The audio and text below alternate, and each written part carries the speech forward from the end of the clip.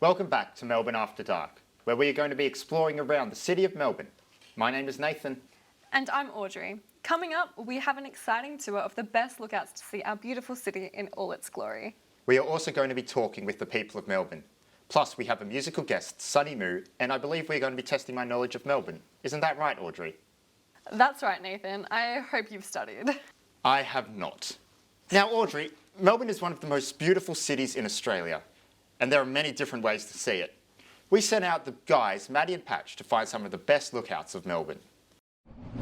Hey guys, we're out in queue at the Wurundjeri Spur Lookout.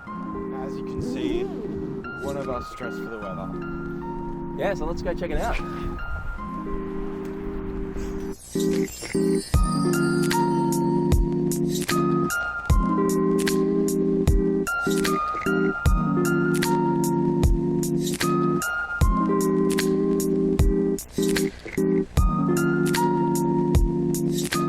So guys, we're at our next lookout location. It's a little bit closer than the one in Kew. Where are we this time, Maddie? Tonight we're in Maribyrnong on top of a BMX track, but I would not recommend riding your bike here at night. There's too many people around.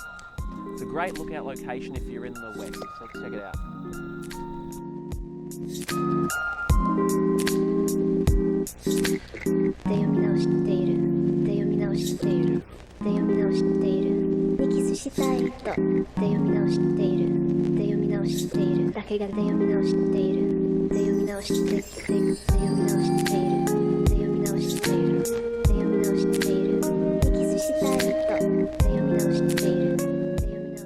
So we're here tonight at our final lookout. That's right, Maddie, the St Kilda Pier. We're getting an ocean view of the city. And right down the end of the pier are penguins that you can come and see for yourself.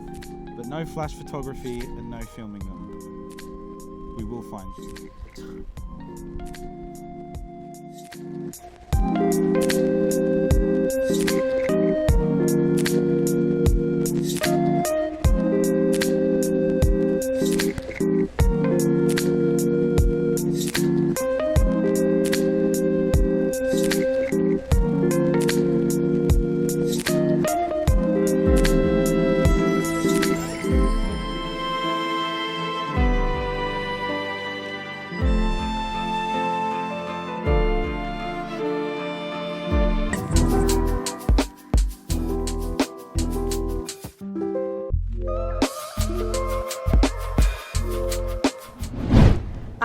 Love a good lookout, especially watching the sunset. It's just so enchanting. And let me tell you, some of those lookouts were gorgeous. And who knew those lookouts were right in front of our eyes? I did. I did. Do you have a favourite lookout, Audrey? Well, I didn't know about those ones, but my favourite is Burke's Lookout in Mount Dandenong. Well, Nathan, I know you've only been living in Melbourne for around a year, I think. How well do you think you know the place? I think I know it pretty well. I heard that Flinders Street Station was originally designed for India. I think that's an urban myth, but keep trying. You'll get there eventually. Right now, we're going to test your Melbourne knowledge, so I've prepared some questions for you. You have all the riders. That's besides the point. I'm asking them, so are you ready? As ready as I'll ever be. Well then, let's get started. Okay. Here is a pic of a famous landmark in Melbourne. Do you know what it is? I don't know. No, I have no idea. Can I have a hint? Can you have a hint? Okay, yeah. If you're into sports or music, then you should know about this place. Well, I'm into music, but I'm just going to say it's just the Arts Centre. The Arts Centre? Yeah. You sure? I'm not sure. Okay. Well, that is incorrect. Okay. It's actually the Amy Park Stadium. Okay. Might have to check that out. Yeah, you should, definitely, if you like music and sport, you know. Okay, next question. This is a true or false, so you have a 50-50 chance. I reckon you might be able to do this. Okay. Okay. NGV is the most visited museum in Australia. Okay. I mean, I know it's a pretty popular museum. I don't know many other museums in Australia, so I'm going to say that's true. That is correct. Yes. The answer is true. It's even the most visited in the Southern Hemisphere. Did you know that? I didn't know that. I didn't know it was the most visited in Australia, but and now I know it's the most visited in the Southern Hemisphere. Perfect. Question 3. Not only has Melbourne been named the sporting capital of the world, but it's also been named after another capital of the world. What is it? Okay. I know it's like the arts capital of Australia. Maybe it's also the arts capital of the world. I'm going to say arts. Arts capital of the world? Arts capital of the Are world. you sure? No. No, you're not sure about any of them. I love it. Okay, well that is incorrect. It's actually the live music capital of the world. I mean, live music's part of the arts, so I'll give. Look, I suppose. How about you get half a point? Oh, thank you. I'll give myself a full point. That's just unofficial. Okay, an official full point. Love that. Okay, question 4. What is the traditional Aboriginal name of Melbourne? I do know this one. It is Naarm. So that is correct. It's Naarm, which is the traditional land of the Kulin Nation. So good job. Thank you. We have the bonus round. Okay. Are you ready? Final question? Final question. I am ready.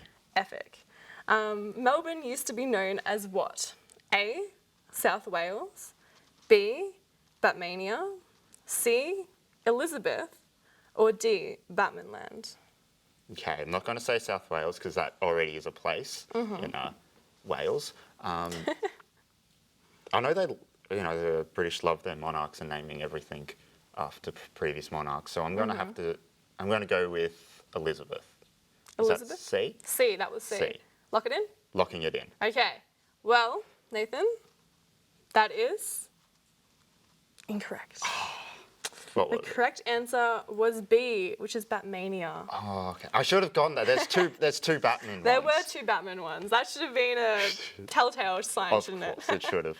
Interesting though, isn't it? Yeah. Do you reckon it's named after the Batman movies or? Yeah, which one? I reckon Forever. Forever? No. Well, it was actually named after John Batman. Not because there are heaps of bats in Melbourne. I bet you didn't think you would be learning anything today, Nathan. No, I thought all the info would be in the script, but you threw a curveball at me. What can I say? I am great at throwing curveballs. You gotta be ready for anything these days. So, do you want to learn more about the best spots in the city? I would love to. That's why we sent out the guys to the street to ask Melburnians their favourite sights and sounds of our lovely city. Maddie and Patch coming at you, Melbourne. Tonight, we want to know, what are your favourite spots around the CBD? Give us some good answers. Right here. Oh, the Eureka Tower. That goes hard. Well, I've recently been to a new rooftop bar called Her that opened up just near Melbourne Central, which I've enjoyed that the one time I went. So yeah. Yeah, just right here. Okay, nice. There's Thank a you. good view here. I think ponyfish. I really like ponyfish. Whereabouts is that? Down by the river, just under one of the bridges. Oh, okay, yeah. Oh, there's heaps of places. I absolutely love that station, and I'm a little obsessed with the history of the station, the visual history of it, and I love looking at really old photos and old footage of that spot. Completely, obsessed. I definitely like Eureka Skydeck. I haven't been recently, but it was really cool doing the edge with when I went in high school with my group. We did the edge and got to, be out on the glass box. That was really cool. I think definitely Carlton Gardens, because they are very open space. You can see the city still. I love Northcote. Northcote is the best. Then I like Alton and Williamstown. Both of them has beautiful sunrise and sunsets. I really like South Bank, and I also really like St Kilda as well, if it's summertime. Yeah. Oh, look, I think just the main area, the Yarra is just beautiful. Walking along South Bank through there is always fantastic. Just the city at night is just beautiful. There's always heaps happening, so it's a gorgeous place. So yeah, enjoy. So Acme, can you tell us your thoughts on Nathan Lucas?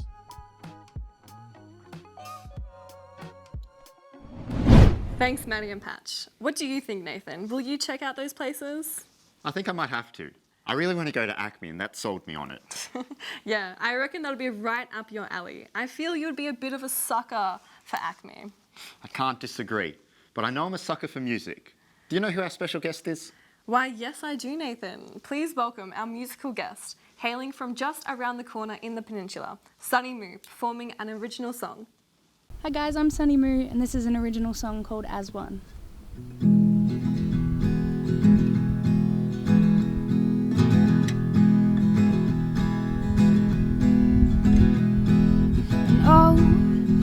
always in it grand. Life pushes you, puts the gun in your hand. And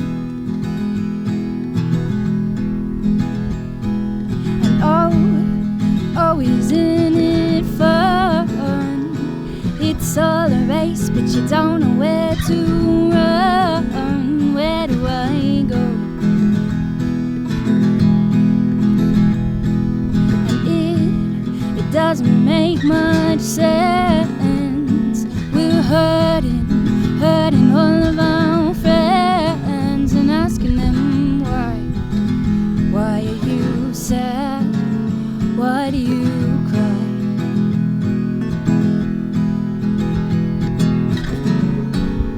Maybe we forgot to show the world our love. And maybe we forgot that we live and breathe as one.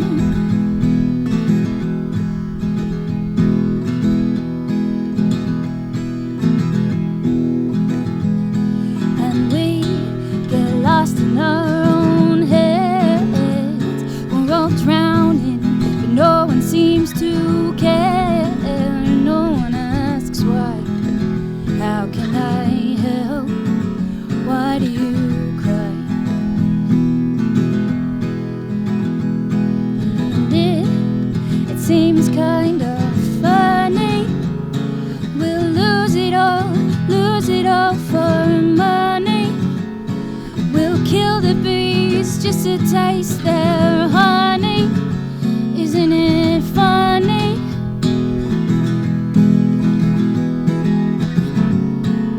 I think that we forgot to show the world our love. I think that we forgot that we live and breathe as one.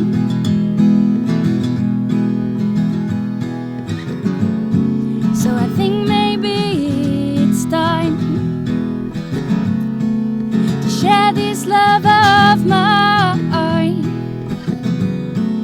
I think maybe it's time to share our love. We've gotta be more kind. Come on, share our love. We've gotta be more kind.